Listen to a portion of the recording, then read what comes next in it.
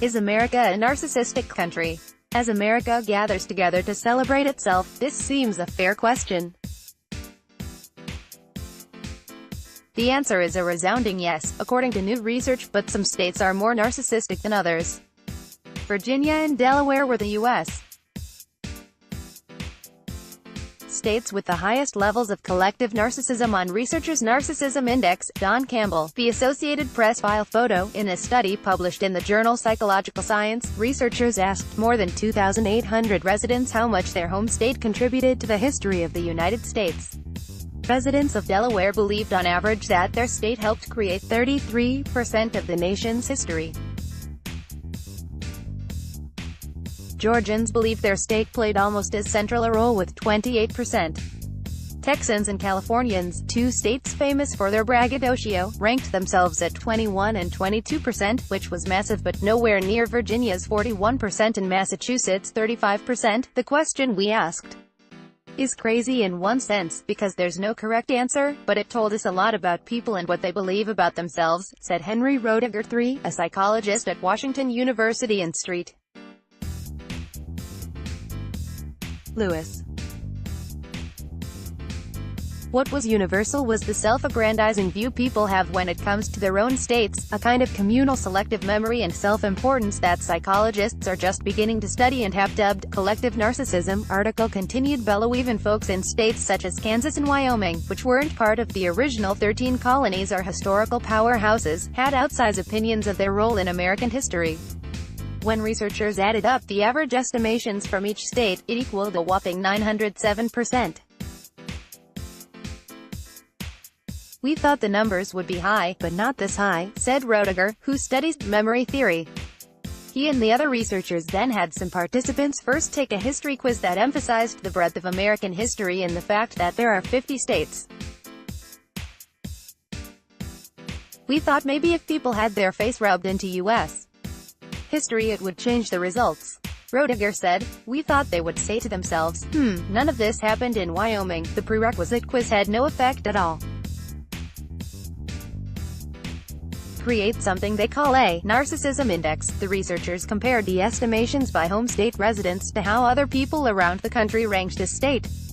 Virginia and Delaware led the nation with the highest levels of collective narcissism, according to their index. New York, Pennsylvania, Georgia and New Jersey followed close behind. The researchers involved in the state-by-state study attribute the seeming narcissistic behavior of residents to a few factors: that state history is often drilled into residents in school, that people are bad at math when it comes to estimating with small numbers, and a psychological tendency in people to think of themselves as better than average and to associate themselves with successful groups. In a second study also published last month, some of the same researchers applied this approach on a global scale, asking residents in 35 countries how much their nation contributed to world history.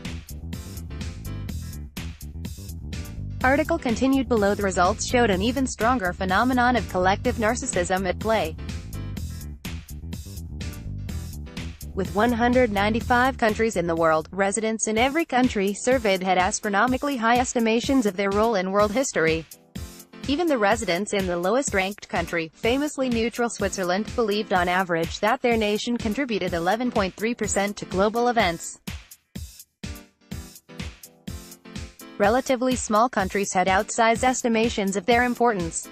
Malaysians believed they contributed 49% of the world's history. Portugal said 38% and Canada 40%. Perhaps surprisingly, the U.S.,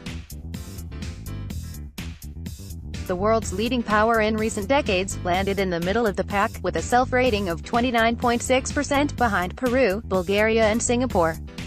Leading narcissist in the world, according to the study, was Russia, whose residents on average believed their country contributed 60.8% of the world's history. That remarkable result parallels other studies of Russia in the past decade.